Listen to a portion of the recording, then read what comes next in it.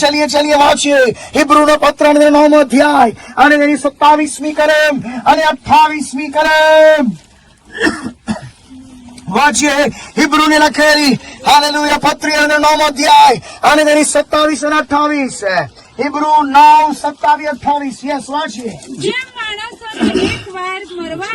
માણસોને એકવાર મરવાનું અને ત્યાર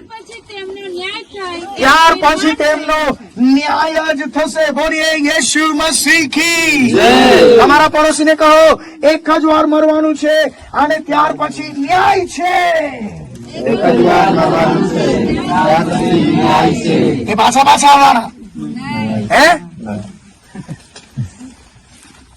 બાઇબલ એમ કહે છે એક જ વાર જન્મ છે.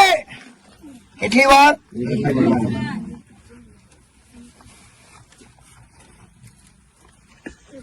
તમે કેવા ઈશ્વરની આરાધના કરો છો?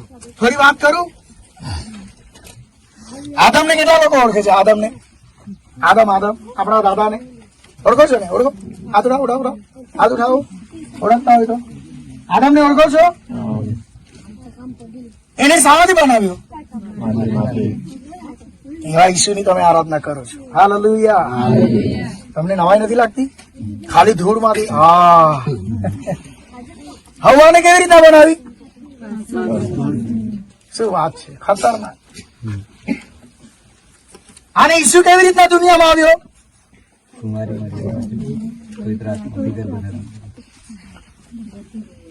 હે? અને એમ તમે દુનિયાના લોકોને કહેશો તો શું કહેશે? હે? અપમાન થઈ જશે કે નહીં? હા, લે યુસુફની સાથે તો સગાઈ કરીને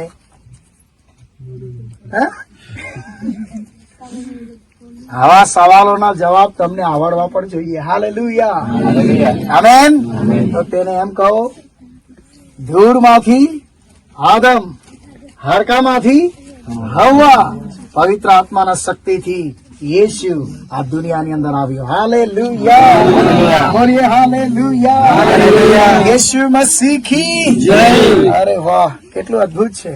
આપણે એવા હેરા ઘેરા કોઈ દેવની આરાધના નથી કરતા. આપણો પ્રભુ જે છે એ બહુ સર્વ શક્તિમાન છે. હાલેલુયા. બોલો યેશુ મસીહ કી જય. બાઇબલ શું કહે છે? એક વાર મરવાનું અને ત્યાર પછી ન્યાય થશે. ન્યાય થશે. તો હવે એક સવાલ તો બને છે, તમારા કામ કેવા છે? શું કેવા છે? કામ. તમારા વાળી કેટલા લોકોને એવું લાગે છે કે મેં ખરેખર ઈશ્વરના માટે કઈ કામ કર્યું છે? તો બતાવો. કોના માટે? ઈશ્વરના માટે. તો કેટલાક લોકો રવિવારે તો જાઉં ને દશાંશ બી આપું એટલે દેવના માટે કામ કર્યું કહેવાય નહીં. એ તો પ્રભુએ ઠરાવ્યું છે.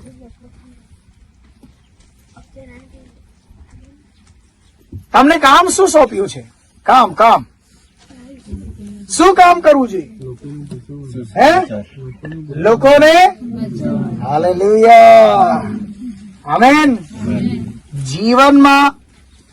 જીવનમાં કમસે કમ એક આત્માને ચોક્કસ બચાવીને સ્વર્ગમાં જજો તો તમારું સ્વર્ગ. હાલેલુયા. Praise the lord. કામ. તમારા કામ પ્રમાણે તમને બદલો મળવાનો છે. ઈસુ જે છે ને તમારા કામ પ્રમાણે બદલો આપવા માટે આવવાના છે. બોલીએ આમેન.